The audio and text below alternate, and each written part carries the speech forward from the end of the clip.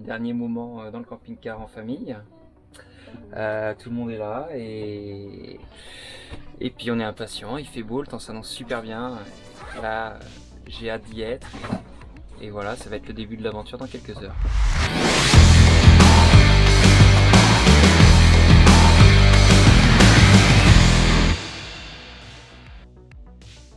Et ben voilà, ça y est, ça se précise, on est le jour J.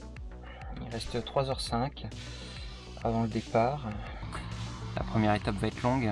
On m'autoriserait peut-être à faire 1 ou 2 arrêts de micro-sieste. Mais bon, je pars sur 160 km, donc c'est quand même pas anodin. Faut rien négliger parce que chaque petite négligence peut coûter très cher et faire très mal. Je me rappelle très bien cette libération du départ et ses premières rampes, et là de me dire ça y est, enfin, comme je le dis sur les vidéos, ça y est, enfin je m'éloigne de la Méditerranée, quoi. Ça y est, je m'éloigne de la Méditerranée, maintenant je vais pouvoir aller vers l'Atlantique.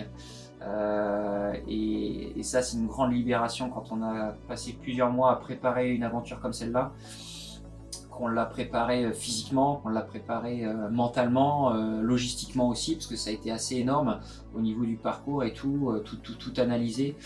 Et là, c'est dire ça y est, je suis dans mon aventure et je sais pas combien de temps ça va durer, mais c'est parti.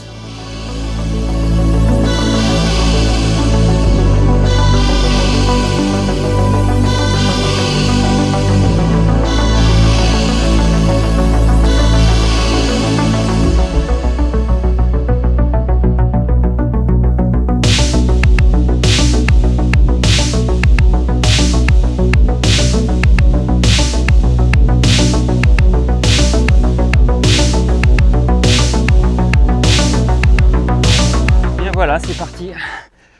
Depuis 4 minutes 30, les premiers sentiers du GR10, les premiers mètres du sentier du GR10. Il fait chaud, mais voilà, il est 18h, donc ça devrait se rafraîchir un petit peu.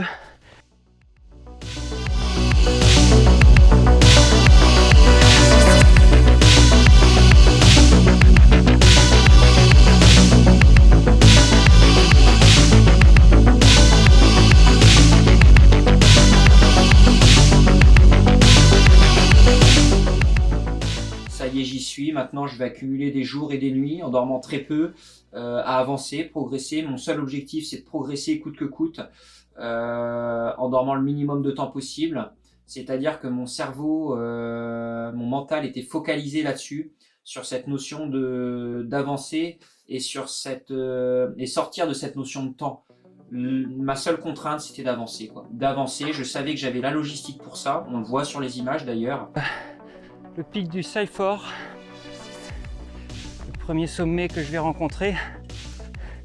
On a la mer derrière, la Méditerranée.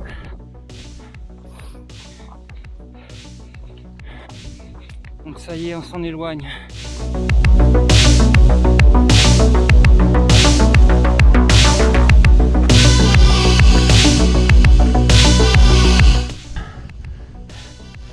Puis voilà, je commence à rentrer vraiment dans le truc là, à trouver mon rythme et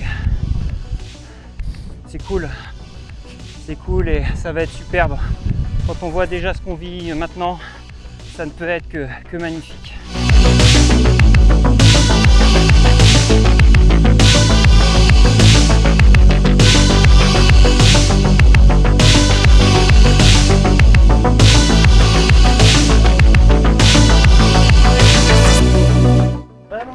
Yeah! Comment ça se passe? Super bien, arrivé au Pertus, 32 km, le coucher de soleil splendide. C'était magique, vraiment magique. C'est clair que ça fait bien commencer la session.